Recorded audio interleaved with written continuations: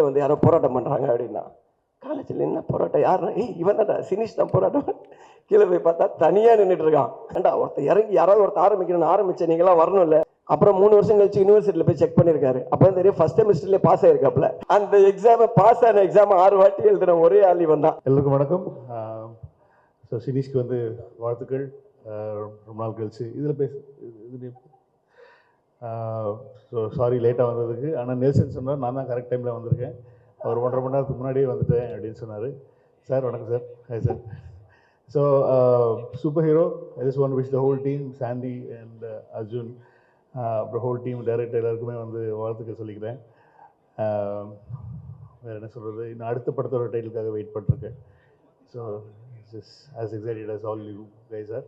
So Nelson அவர்கள் அடுத்ததாக கலக்குவார்.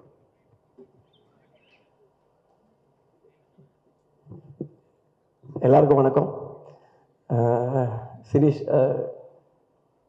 இது 3வது படமா? எத்தனாவது படம் சினிஷ்? 5ஆ? மீதி 3 படம் என்ன சினிஷ்? இல்லை ஃபஸ்ட்டு நான் வந்து கிளாஸ்மேட். அவன் காலேஜில் நான் ஃபஸ்ட்டு அவனை பார்க்கும்போது எப்படின்னா ரோட்டில் தான் பார்த்தேன். ஏன்னா நான் காலேஜ் போயிட்டு இருந்தேன். அப்போ இவன் வந்து பஸ்ஸு மேலே டாப்பு, அதாவது என்னென்னா அப்போ காலேஜ் படிக்கும்போது எல்லாருமே இந்த பஸ்ஸு டாப்பில் வரதெல்லாம் ஒரு கெத்தாக இருந்துச்சு. ஒன்று பண்ணுறதில்ல நம்மளும் ஒருத்தன். ஆனால் அவனை பார்க்கும்போது தான் தெரியும் அது எவ்வளோ பயப்படுறான்னு. இப்படி ஒருத்தன் வந்து பார்த்தேன், இவன் என்ன பண்ணுறான் இவன் பஸ்ஸு டாப்பில் அப்படின்ற மாதிரி யாரோ கட்டாயப்படுத்தி கூட்டிகிட்டு போன மாதிரியே இருக்கும். ஆனால் அது இவன் தான் பண்ணுறான். அதுக்கப்புறம் சரி ஓகே இப்படிலாம் இருப்பாங்க போல் காலேஜில் நினச்சி போய் கிளாஸில் உட்காடுறேன். பார்த்தா பக்கத்தில் ஒருத்தன் வந்து உட்காடுறான். இவனை அங்கே பார்த்தா அதே ஆள் தான் இங்கே வந்து உட்காடுறான்னா, நீங்கள் தானே அது மேலே ஆமாம் எப்படி இருந்துச்சு, நல்லா இருந்துச்சு சொல்லி.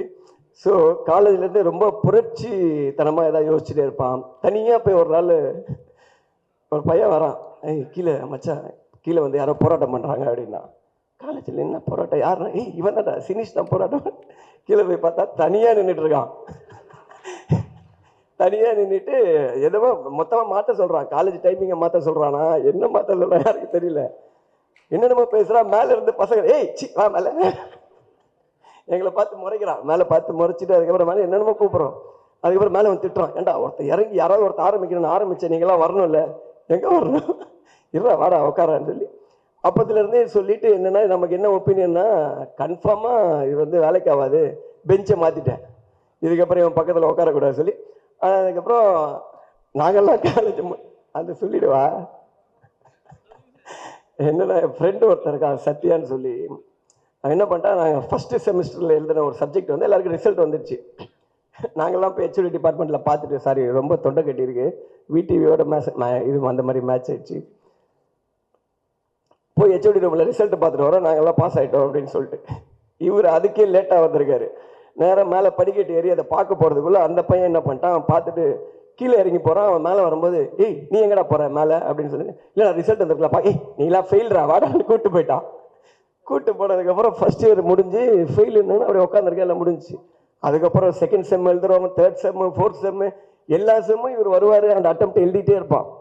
அட்டெம்ப்ட் எழுத ஆனால் இவர் ரோல் நம்பரே வராது கிளாஸில். பார்த்து தனியாக உட்கார வச்சு எக்ஸாம் எழுத வச்சுட்டே இருப்பாங்க. அப்புறம் 3 வருஷம் கழிச்சு யூனிவர்சிட்டியில் போய் செக் பண்ணியிருக்காரு. அப்போ தான் தெரியும் ஃபஸ்ட் செமஸ்டர்லேயே பாஸ் ஆயிருக்காப்புல. அந்த எக்ஸாமை பாஸ் ஆன எக்ஸாம் 6 வாட்டி எழுதுன ஒரே ஆள் இவன் தான். ஸோ இதெல்லாம் தெரிஞ்சதுக்கப்புறம் அவன் உங்கள் ஃப்ரெண்டாக இருக்கும்போது அவனை பற்றி நம்ம என்ன நினைப்போம், அப்படிதான் நானும் நினச்சேன். அதனால என் மேலே தப்பு இல்லை, அவன் மேலே தான் தப்பு. பட் அதையும் தாண்டி இன்னைக்கு வந்து 5 படம் மச்சான், 5 படம் எடுத்துட்டா. இப்போ 5வது படம் தானே டைட்டில், சூப்பர் ஹீரோ வச்சுருக்கேன். இந்த படம் வந்து ரொம்ப நல்லா போகும். எப்படி இப்போ இதில் இன்னொரு எனக்கு பெரிய ரீசெண்ட் அதிர்ச்சி வந்து அந்த நேஷ்னல் அவார்டு வாங்கும்போது தான்.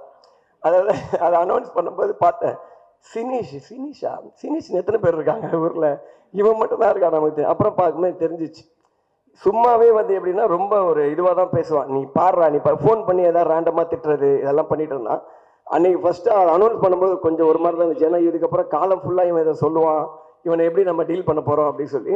பட் ஆனால் பரவாயில்ல, அன்றைக்கி தான் வந்து அவன் முதல் வாட்டி ஒரு தன்மையாக பேசுகிறான். எப்போவுமே அப்படியே அந்த பஸ்ஸு டாப் மாதிரியே பேசுவான்.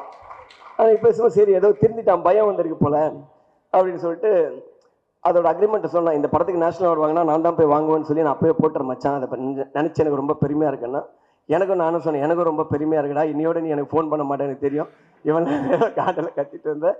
ஸோ அப்பத்துலேருந்து வந்து ஆளை பாருங்க, இன் பண்ணுறான், பின்னாடி கை கட்டுறான், வெக்கப்படுறான். ஸோ இந்த மாதிரி இருக்குது. இப்போ 2 படம் அனௌன்ஸ் பண்ணி இன்னொரு படம் இனிமேல் தான் தெரியும்ல. 2 படம், இன்னும் 10 படம், நிறையா படம் பண்ணி நல்லா இருக்கணும் சினிஷ். ஒன்று இன்வெஸ்டர்ஸ் 2 பேரை காமிச்சார். ஒருத்தங்க துபாயில் இருக்காங்க, ஒருத்தங்க ஆஸ்திரேலியா இருக்காங்க. உள்ளூரில் யாரும் இல்லை பார்த்தீங்களா? இல்லை, சும்மா டிப்ஸு தான். ஆனால் பட் நான் பாருங்கள், அவன் ஃபாரின் வரைக்கும் வேறு மாதிரி பண்ணுவான். ஸோ இந்த படம் நல்லா வரணும்னு சொல்லிட்டு எல்லாரையும் கேட்டுக்கிறேன். All the best Dinesh. Thank you so much.